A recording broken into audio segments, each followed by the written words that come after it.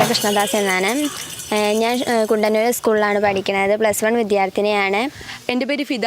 ഞാൻ SNRST സ്കൂളിലെ +1 വിദ്യാർത്ഥിനിയാണ്. ഞങ്ങളിന്ന് പറയ സമുദായത്തിലെ അനുഷ്ഠാന കലയായ ധാരികവധം എന്ന കലയെക്കുറിച്ച് അറിയാനാണ് ഇവിടെ വന്നത്.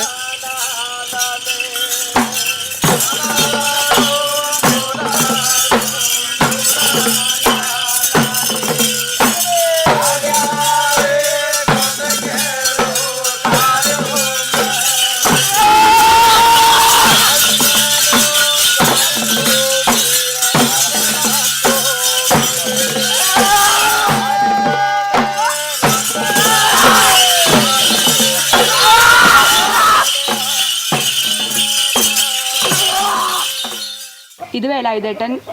പഴയ തലമുറയിൽ നിന്നും ധാരികവധം എന്ന അനുഷ്ഠാന കലയെക്കുറിച്ച് നമുക്ക് ഇദ്ദേഹത്തിനോട് ചോദിക്കാം. ധാരികവധം എന്ന് പറഞ്ഞാൽ എൻ്റെ അച്ഛനപ്പന്മാരായിട്ട് കൊണ്ട് നടത്തിയിരുന്ന ഒരു അനുഷ്ഠാന കലയാണ്. പറയ സമുദായത്തിലുള്ള ആൾക്കാരാണ് ഇത് ചെയ്തുകൊണ്ടിരിക്കുന്നത്.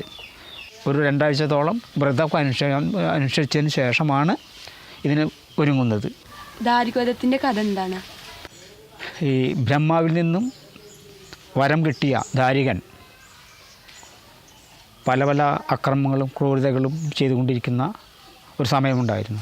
ഒരു സ്ത്രീക്കാണ് ഇയാളെ കൊല്ലാൻ കഴിയുള്ളൂ, ഇദ്ദേഹത്തെ ധാരികനെ കൊല്ലാൻ കഴിയുള്ളൂ. അതിനുവേണ്ടി ഈ കാളി ജന്മമെടുക്കുകയും ചെയ്തു. അവർ തമ്മിലുള്ള ഒരു യുദ്ധമാണ് ധാരിക വധം എന്നറിയപ്പെടുന്നത്.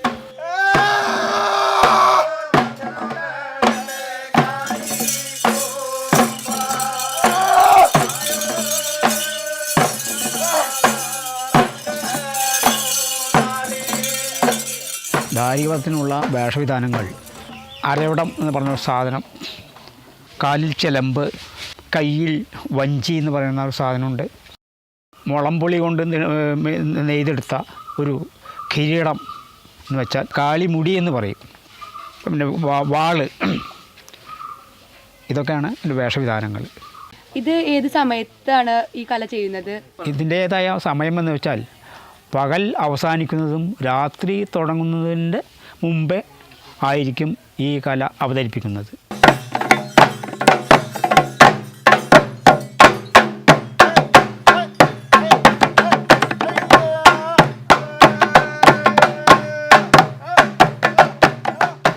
നാടൻ കലകളെക്കുറിച്ചും അനുഷ്ഠാന കലാരൂപങ്ങളെക്കുറിച്ചും പഠിക്കുന്ന പുതിയ തലമുറയാണിവർ.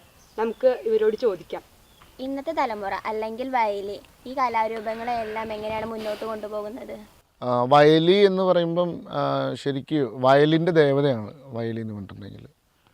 അപ്പം 2004 ഈ നാടൻ പാട്ടുകളെക്കുറിച്ച് നാടൻ കലകളെക്കുറിച്ചൊക്കെ പഠിക്കാൻ വേണ്ടിയിട്ടുള്ളൊരു സംഘടനയായിട്ടാണ് വയലി രൂപീകരിക്കുന്നത്. പ്രധാനമായിട്ടും ഇപ്പം ധാരികവധം, കുടച്ചോഴി, പിന്നെ അതുപോലെ മുണ്ടിയൻ മുക്കൻ ചാത്തൻ പോലുള്ള ഒരുപാട് കലാരൂപങ്ങളെ നമുക്ക് അതും മൺമറഞ്ഞ് പോയിക്കൊണ്ടിരിക്കുന്ന കലാരൂപങ്ങൾ കൂടുതലായി പഠിച്ച് അതിനെ പുതിയ തലമുറയിലേക്ക് അല്ലെങ്കിൽ ജനങ്ങളിലേക്ക് എത്തിക്കുക എന്നുള്ളൊരു ദൗത്യമാണ് നമ്മൾ ചെയ്യുന്നത്. ഒട്ടനവധി ഡിഫറൻ്റ് ആയിട്ടുള്ള കമ്മ്യൂണിറ്റികൾ ഡിഫറൻ്റ് ആയിട്ടുള്ള രീതികളിൽ ഈ ധാരികൻ കാളി സങ്കല്പം കൊണ്ടു നടക്കുന്നുണ്ട്. വലിയൊരു സ്റ്റോറി ബേസ്ഡ് ആയിട്ടുള്ള ഒരു ആർട്ട് ഫോം ഒരുപക്ഷെ പറയ സമുദായത്തിൽ വേറെ ഉണ്ടായിരിക്കില്ല എന്ന് തോന്നുന്നു. പിന്നെ അച്ഛൻ്റെയും മൂത്ത തലമുറയിലെ ആളുകൾക്കൊക്കെ ഇപ്പോൾ പലരും മരണപ്പെട്ടു പോയിരിക്കുന്നു.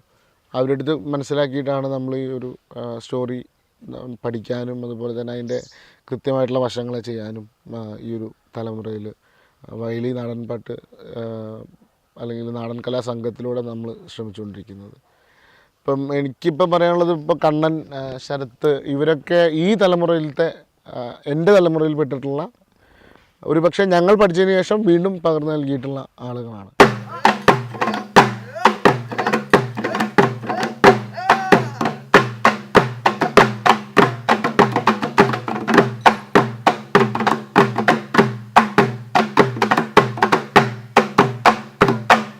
ഭാരതപ്പുഴയുടെ തീരങ്ങളിൽ നിന്ന് പ്രത്യക്ഷമാകുന്ന ഇത്തരം കലാരൂപങ്ങൾ, അവയെ സംരക്ഷിക്കുന്ന വയലിയിലെ ഒരു കൂട്ടം ചെറുപ്പക്കാർ, അവരോടൊപ്പം ഞങ്ങളും.